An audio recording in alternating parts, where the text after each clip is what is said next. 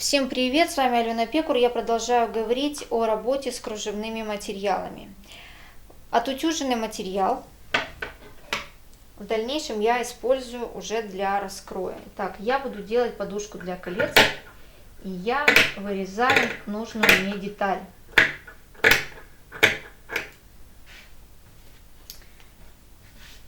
По всем 4 срезам я буду прокладывать шов.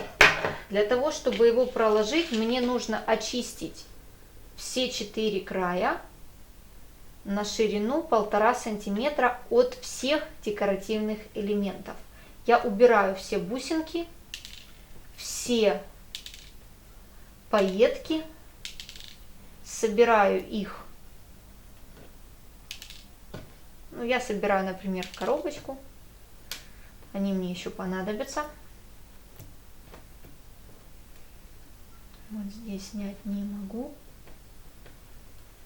В таких ситуациях приходится разрезать еще и ниточки.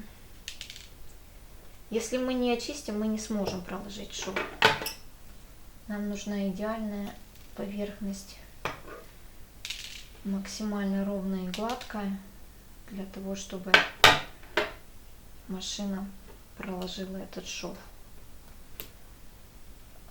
Если бусинка попадет под иглу, игла либо поломается, либо просто согнется.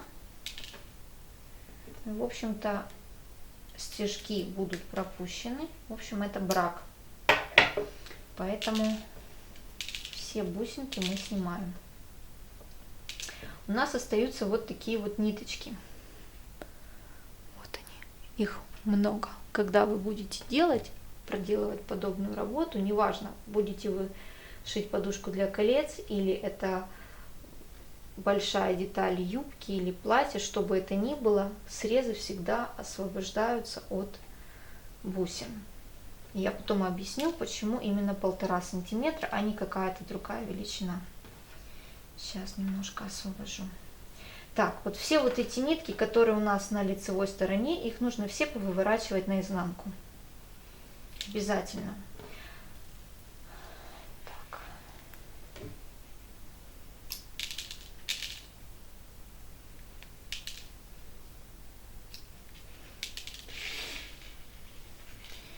Не видно, что я делаю. Сейчас, 2 секундочки.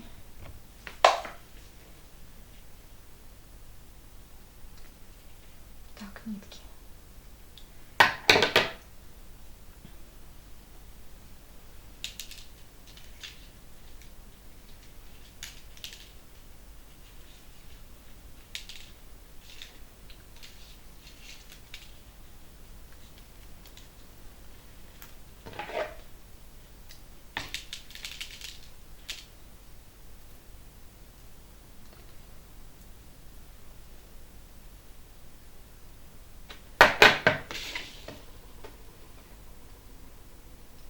В общем, достаточно такой длительный процесс. Из вот этих ниточек нам надо потом сделать закрепку. Вручную мы берем иглу для ручных работ, продеваем в ушко иглы ниточку и делаем закрепку. Либо можно, если нитки достаточно длинные, как бы перевязывать их между собой. Вот таким вот образом, только не стягивая материал, то есть чтобы материал не был стянут потом впоследствии. Выбирайте тот способ, который вам нравится. Перевязывать, завязывая на узел. Если внешний вид кружев не портится от этих узелков, в данной ситуации кружево достаточно густое, в некоторых местах, на некоторых участках я могу позволить себе именно завязать между собой нитки, я это сделаю. Там, где пробелы, пустоты, конечно же, придется проделывать эти закрепки все иглой. Это немножечко дольше. Конечно, связывать между собой это намного быстрее и проще.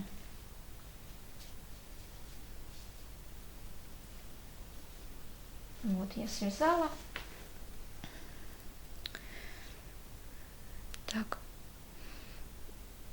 можем укоротить. Что я там показываю? Укоротить немножко его. После того, как все нитки вывернуты наизнанку, сделаны все закрепки, наша деталь готова к дальнейшей работе. После этого берем нашу швейную машину. Можно совершенно спокойно прокладывать шов. Если у вас ширина шва, допустим, 7 миллиметров, мы, как вы помните, очищали расстояние от среза 1,5 сантиметра. Почему? Ширина шва плюс ширина половинки лапки. Вот это расстояние. Вот оно. Вот сюда до сюда. Даже чуть-чуть на миллиметр дальше надо, для того, чтобы спокойно можно было проложить этот шов, чтобы лапке никакая бусинка не мешала передвигаться. Даже если она не попадет под иглу, она попадет под лапку, и шов подпрыгнет, как бы будет тоже не хороший шов, не хороший результат. Советую этим не пренебрегать. Если для подушки это не так важно, такие моменты, где-то можно и позволить себе схалтурить, то когда вы работаете с целым платьем, с юбкой или тем более с корсетом, такими вещами пренебрегать нельзя. На этом все. Продолжение смотрите в следующих видео.